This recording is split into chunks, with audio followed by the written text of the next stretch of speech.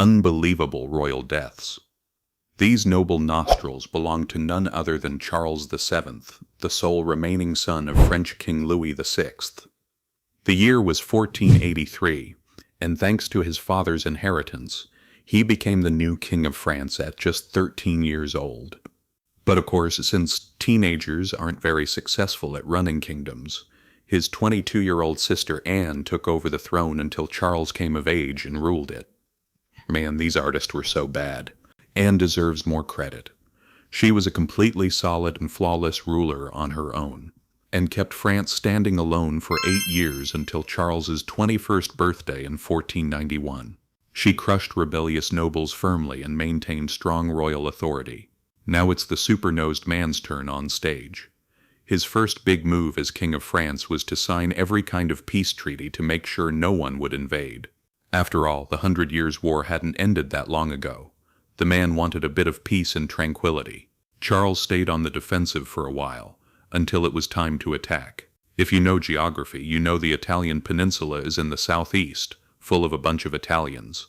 That region was very complicated back then. The largest part of the boot was the Kingdom of Naples, and at its head was King Ferdinand I. The man was born a complete bastard, I mean. So much so that even the Pope, yes, even the Pope, begged the peaceful Charles to go take Naples.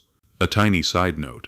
Naples used to belong to France, but then Ferdinand's father Alfonso V had stolen it, like a complete thief for the Kingdom of Aragon. Are you following?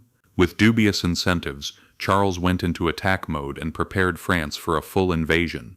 When King Ferdinand saw the French army, he warned the kingdom but then died himself.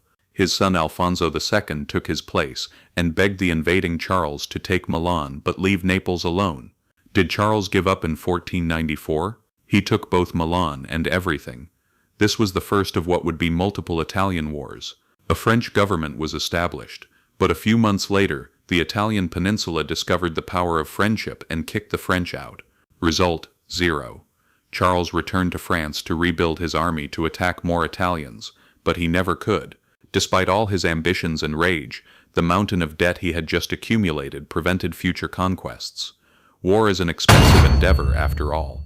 When he couldn't make changes outside, he was forced to turn inward, focused on cultural expansion, and led the French Renaissance. He thoroughly enjoyed the pleasure of magnificent and splendid architecture, art, and sports, especially jeu de paume, or in other words, the palm game. It's a bit like tennis, but you hit the ball with your bare hand, not a solid racket. Charles absolutely loved watching a group of men hitting their balls, but sometimes life's simple pleasures unfortunately shorten that life. On April 7, 1498, while going to watch a match, the king accidentally hit his head on the stone part of a low doorframe. A momentary embarrassment but permanent consequences. The king shrugged it off and continued watching the match. Everything seemed fine for him, until it wasn't.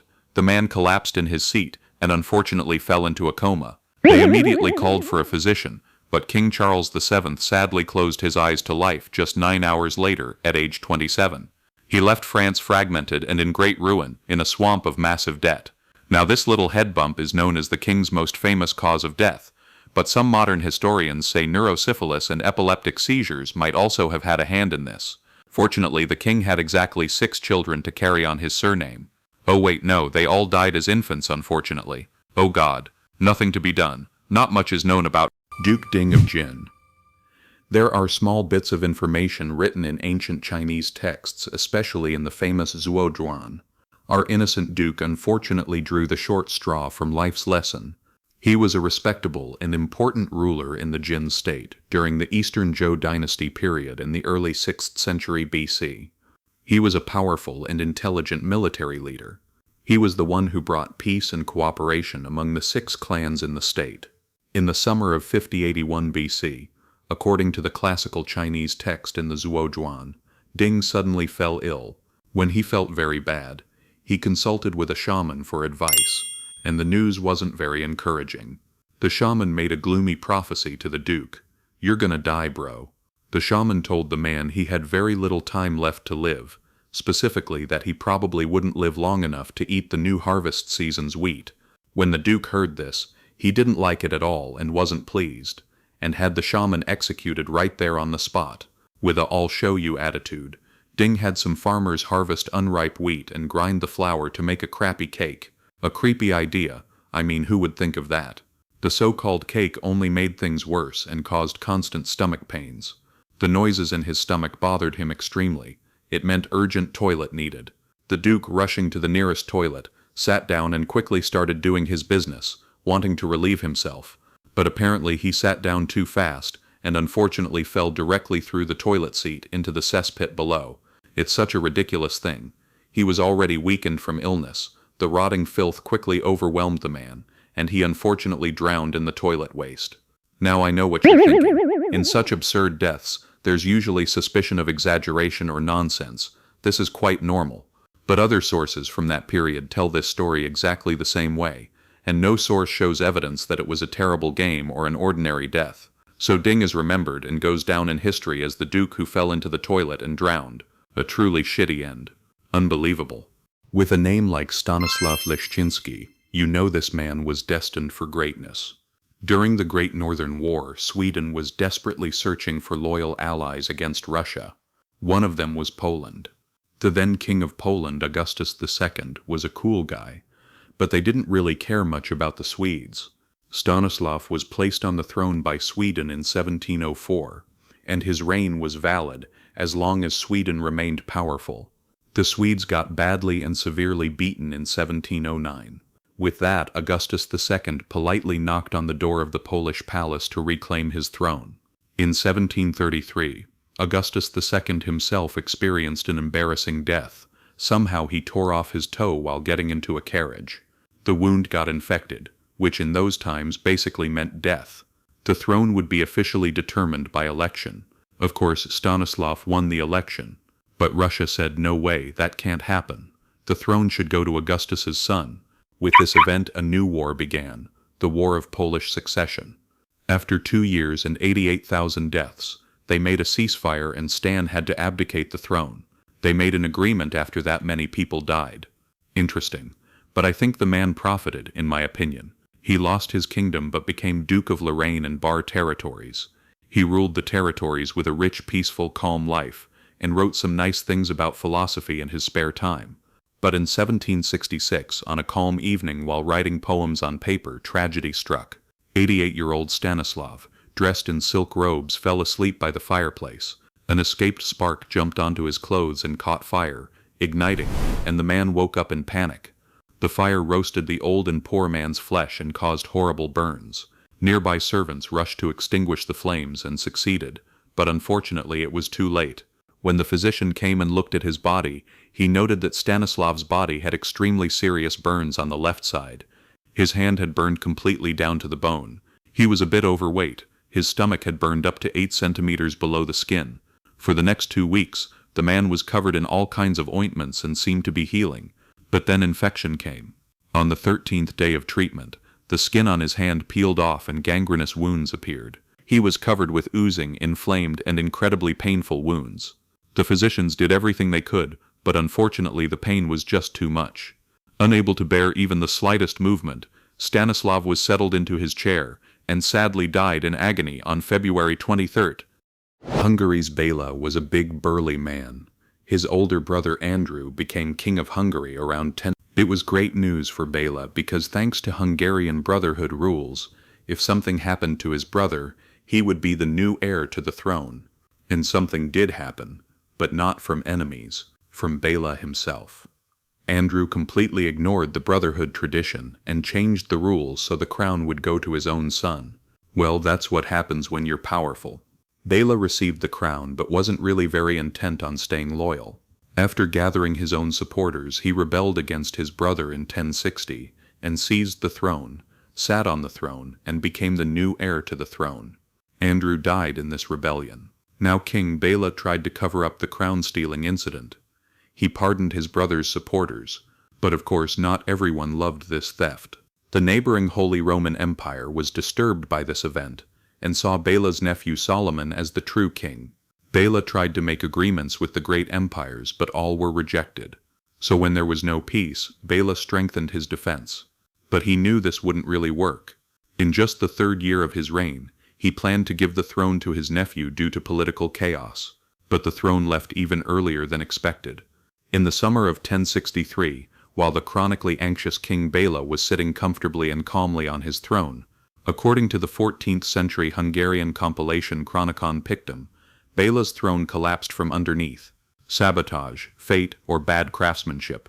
Who knows? He was still alive but seriously injured, half dead. A few weeks later, in September 1063, he died from his wounds at age 45. His nephew had it properly repaired, and then took back the throne. Austrian Archduchess Matilda couldn't do much in her life, because she died at only 18 years old, unfortunately due to her own mistake. And wow, what a big mistake it was. Matilda came from a powerful family. Her grandfather, Austrian Archduke Charles, played a key role in defeating Napoleon in the Napoleonic Wars. Her great-grandfather Leopold II was Marie Antoinette's brother and the second-to-last emperor of the Holy Roman Empire. Unfortunately for Matilda and most noble women in history, this meant being married off to someone powerful for political gain. Matilda was to be engaged to the Crown Prince of Italy, to reduce tension and hostility between Italy and Austria-Hungary. But this marriage would never happen. Young Matilda had a very bad habit. Because she lived a stressful life, she loved smoking very, very much. Of course, her father was not at all pleased with this tobacco addiction. He constantly told her firsthand about its dangers. Finally, he forbade his daughter to smoke. But would all these warnings stop Matilda at all?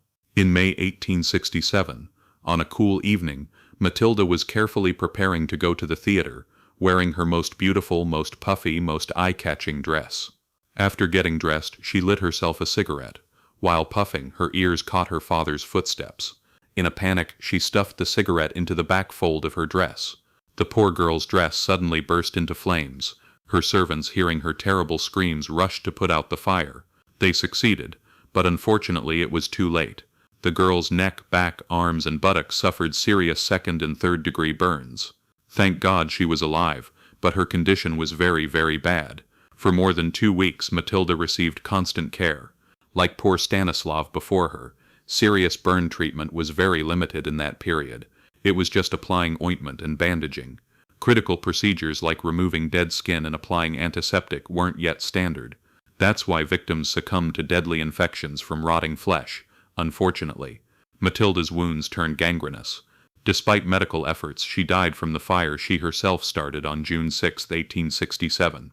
Remember, smoking kills, unless of course you're making delicious grilled ribs. Alexander's life was like a total chaos movie, and much of this was thanks to World War I. King Constantine I kept Greece neutral, while Europe was tearing itself apart in the Great War. On paper it was neutral, but Constantine was related to the German crown. The man was married to Kaiser Wilhelm's sister, Don't want to anger the in-laws, huh? But he angered his own people. His political stance angered the Greek prime minister. The man went and complained to Russia, France, and Britain like a child. Fearing a new enemy, the trio dethroned Constantine in 1917. In his place, they put his more naive, more easily manageable son Alexander. Alex reluctantly accepted the crown at age 23. Although he was king, he was aware that he had no real power. Power was now with someone else. His family, considered traitors, was exiled. Alex escaped from Athens to his family's summer house in Tautoi. Seriously, it was a half-hour journey. While walking alone in the palace garden, he saw his pet dog being mistreated by the palace employee's monkey. He rushed as fast as he could to break up the fight, but a wild and large-toothed second monkey appeared before him as if challenging. The monkey bit Alex on the chest and leg, opening wounds. Fortunately, he managed to fend off the beasts. The bites were small. Alex didn't care much. The wounds were hastily cleaned but not properly disinfected. You can guess where this is going again. A few hours later, Alex came down with a terrible fever. The wounds had gotten infected, as you know. Sepsis had begun. Sepsis, for those who don't know, is the body's response to serious infection, like an oh crap reaction. The immune system goes crazy. But while trying to save you, it can also kill you. Alex's physicians unfortunately couldn't control his fever, and thought they would have to amputate his leg. The king's condition worsened over the following weeks, and he died on October 25, 1920, at age 27. Never ever mess with monkeys. As you can see, they're no joke.